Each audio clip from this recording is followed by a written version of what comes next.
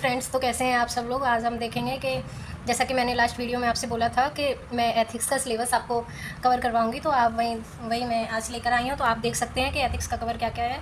तो ये UPPCS and UPSC दोनों के लिए ही इम्पोर्टेंट है।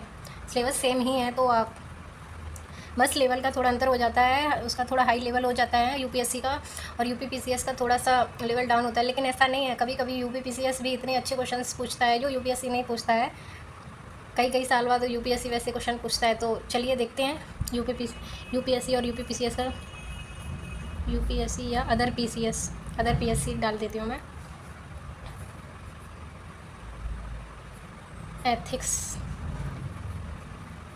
एथिक्स ये है जीएस 4 है, और ये होता है 200 अंक का, ठीक है। तो आगे चलिए, आगे देखते हैं हम कि आगे क्या क्या है। तो आगे देख लेते हैं क्या क्या है सिलेबस। इस बार थोड़ा अस्त्र शस्त्र से बनाया जाएगा सिलेबस।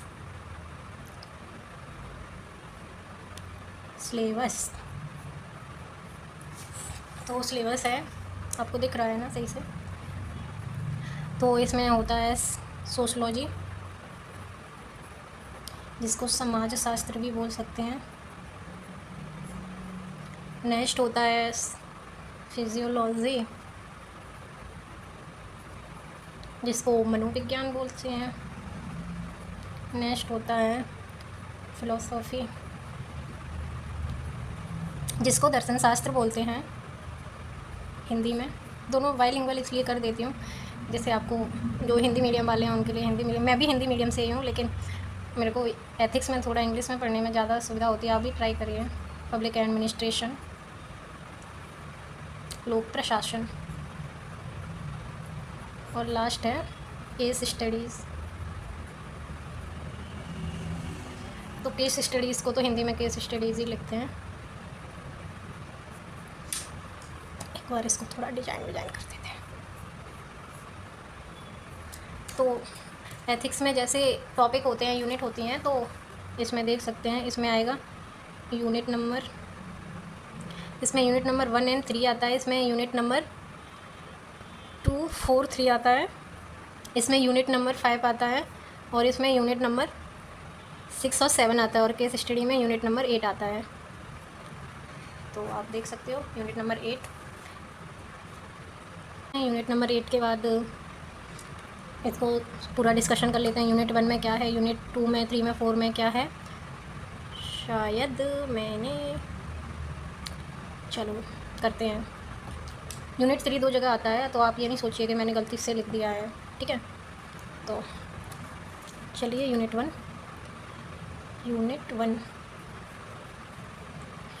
में आता है। यूनिट 1 होती है मोरालिटी, इसको हिंदी में नैतिकता बोलते हैं। इसमें कई सारे शब्द आ सकते हैं, जैसे आप देख सकते हो। पहला तो मोरालिटी होगा, मोरालिटी में मोरालिटी। दूसरा वैल्यूज़ आ जाएगा, इसमें वैल्यूज़ को मूल्य बोलेंगे। मोरालिटी को मैंने बता ही दिया है, नैतिकता बोलते हैं। वैल्यूज़ के बाद इसमें आ जाएगा कंडक्ट, जिसको आचरण बोलते हैं। कोड ऑफ कंडक्ट आपने गवर्नेंस में भी पढ़ा होगा। नॉर्म्स, जिसको प्रतिमान बोलते हैं। और कल्चरल पर्सपेक्टिव, जिसको सांस्कृतिक परिप्रेक्ष्य बोलते हैं। और कॉन्स्टिट्यूशनल एथिक्स या मोरालिटी, जिसको संवैधानिक नैतिकता बोलते हैं। और एक और है अपना लॉ, कानून भी इसी में आ जाता है।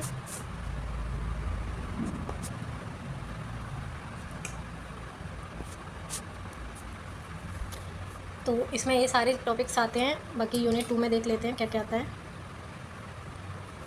यूनिट 2 रिलेटेड रहता है एटीट्यूड से। एटीट्यूड की वीडियो भी मैंने इस पर अपलोड किया, आप चाहें तो वहाँ से विज़िट कर सकते हैं चैनल पर, आपको अच्छी लगेगी। मेरे हिसाब से तो जितना नीड है उतनी ही रहती है। तो यूनिट 2 हो चुका है अपना, अब चलते हैं यूनिट 3 पर। यूनिट 3 में क्या क्या रहता है? यूनिट 3 में रहता है एप्टीट्यूड। एटीट्यूड नहीं, ये है aptitude and foundational values for civil services. Aptitude को तो बोलेंगे अभिरुचि। फाउंडेशन वैल्यूज़ को बोलेंगे आधारभूत मूल्यों के लिए सिविल सेवा।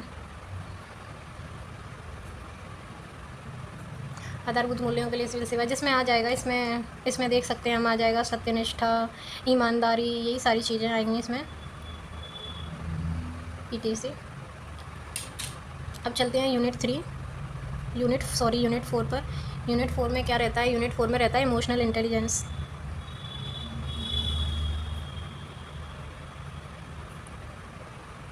भावनात्मक बुद्धिमत्ता।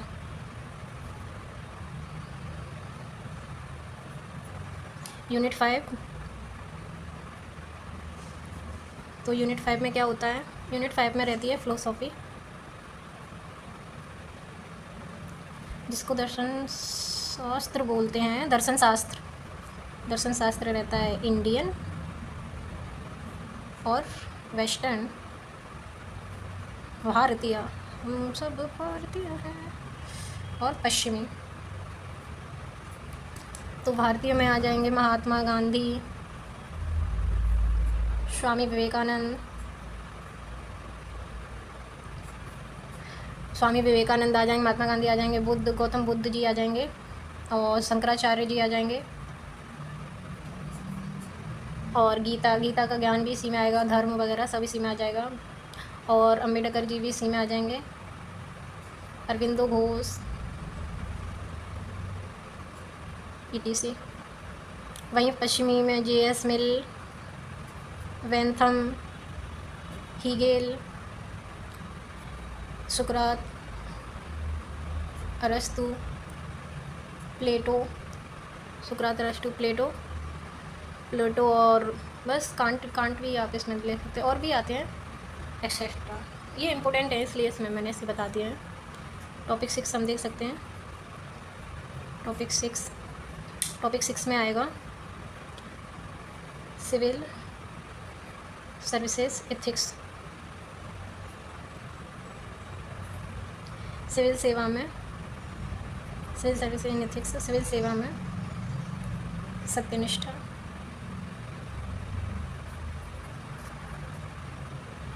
टॉपिक 7 में रहता है प्रोविटी इन गवर्नेंस। प्रोविटी को आप प्रोविटी ही याद रखना, क्योंकि इंग्लिश में यही वर्ड आएगा, बाकी हिंदी में इसके वर्ड्स बदलते रहते हैं। मैं आपकी सुविधा के लिए लिख देती हूँ। स्वच्छता इन गवर्नेंस में स्वच्छता। गवर्नेंस को तो गवर्नेंस ही बोलते हैं। मेरे हिसाब से आप इंग्लिश वर्ड्स पे ज़्यादा फोकस करें तो ज़्यादा अच्छा होगा। टॉपिक नंबर 8 में आता है केस स्टडीज़ की तो कोई तैयारी होती ही नहीं है, आप देखें तो वैसे तो, पर वहीं करना पड़ता है। तो आप ये देख सकते हैं पूरा सिलेबस, मैं आपको एक बार दिखा देती हूँ पूरा, ये आप देख सकते हैं।